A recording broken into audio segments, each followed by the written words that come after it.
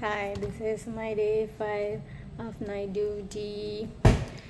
Yesterday பயங்கர பிஸியாக இருந்துச்சு. லேட்டர் ஒரு 3 o'clock போல் தான் ஃப்ரீ ஆச்சு. அதே மாதிரி இப்போ 3 o'clock ஒரு நாங்கள் கேஸ் எதுவும் இல்லை, பட் இப்போ ஒரு அட்மிஷன் எனக்கு வந்திருக்கு. ஸோ ஓகே, நெக்ஸ்ட்டு ஒரு விஷயம் சொல்லணும். எல்லோரும் நீ எப்படி சவுதி போன, எல்லோரும் இல்லை, எனக்கு டிஎம் பண்ணவங்களுக்காக எப்படி சவுதி போனேன், எப்படி எக்ஸாம் பாஸ் பண்ணேன், என்ன படித்த அப்படி கேட்டாங்க. ஸோ அவங்களுக்கான வீடியோ திஸ் ஒன். என்ன படித்த அப்படி கேட்டாங்க.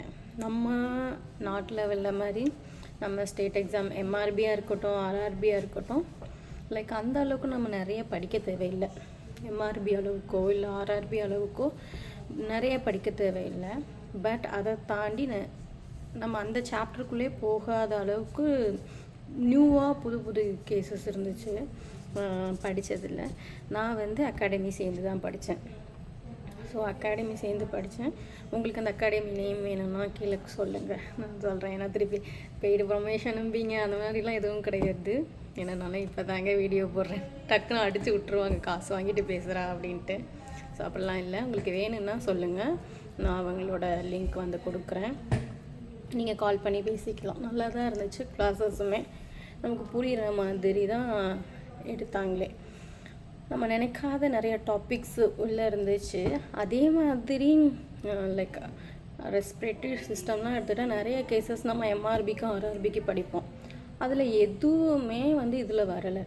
எல்லாமே நியூ டாபிக்ஸாக தான் இருந்துச்சு.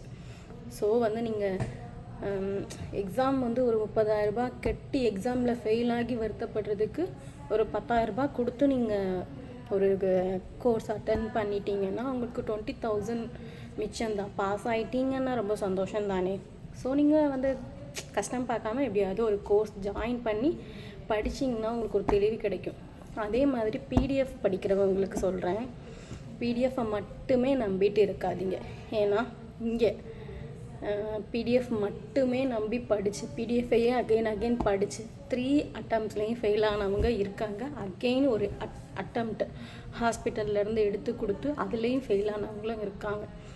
ஸோ நீங்கள் பிடிஎஃப் மேலே ஃபுல் நம்பிக்கை போடாமல் கொஞ்சம் தியரி மேலே கான்சன்ட்ரேட் பண்ணுங்கள். நான் திருப்பியும் அதான் சொல்கிறேன், 30,000 கொடுத்து எக்ஸாம் எழுதுறீங்க, ஒரு 10,000 கொடுத்து கிராஷ் கோர்ஸ் அட்டன் பண்ணுங்கள். நான் அட்டன் பண்ண கிராஷ் கோர்ஸ் நான் பண்ணுறச்ச நான் இந்த இயர் ஜான்வரியில் பண்ணினேன்.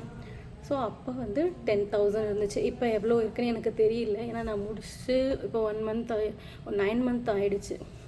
ஒரு ஆன்லைன் கிளாஸ் ஜாயின் பண்ணி தான் படித்தேன். ஸோ பாதி நாள் நான் ஆன்லைன் போக மாட்டேன். லாஸ்ட்டாக கிராஷ் கோர்ஸ் அட்டன் பண்ணினேன். அந்த கிராஷ் கோர்ஸில் தான் நான் கவர் பண்ணாத நிறைய சப்ஜெக்ட்ஸ் எல்லாம் கவர் பண்ணேன். 19 சப்ஜெக்ட்ஸ் இருந்துச்சு.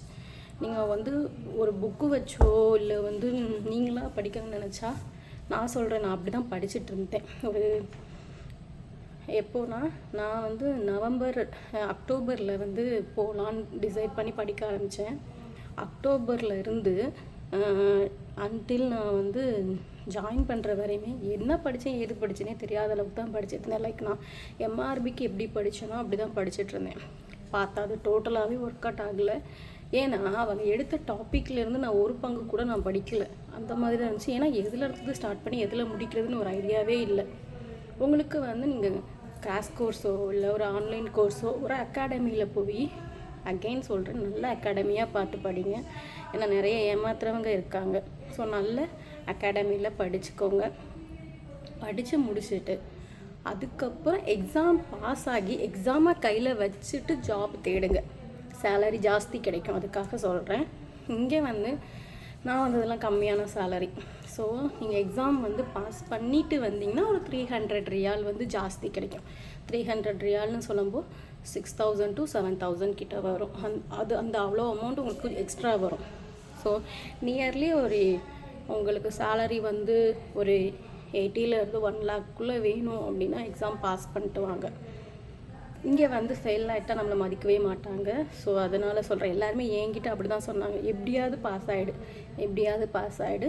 ஏன்னா ஃபெயில் ஆகினா உன்னை ரொம்ப ஜட்ஜ் பண்ணுவாங்க. இதுக்கு முன்னாடி உன் பெர்ஃபார்மன்ஸ் எப்படி இருந்துச்சுலாம் பார்க்க மாட்டாங்க.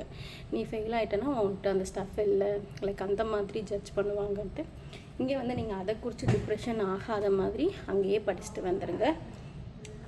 அதுதான் நான் சொல்லணும்னு நினச்சேன். ஸோ ஓகே, நெக்ஸ்ட்டு வேறு ஏதாவது சவுதி நர்ஸ் ரிலேட்டடாக அதே மாதிரி நிறைய லாஸ் எல்லாம் சேஞ்ச் பண்ணியிருக்காங்க. ஸோ நெக்ஸ்ட் வீடியோவில் சொல்கிறேன், பார்க்கலாம். பாய்.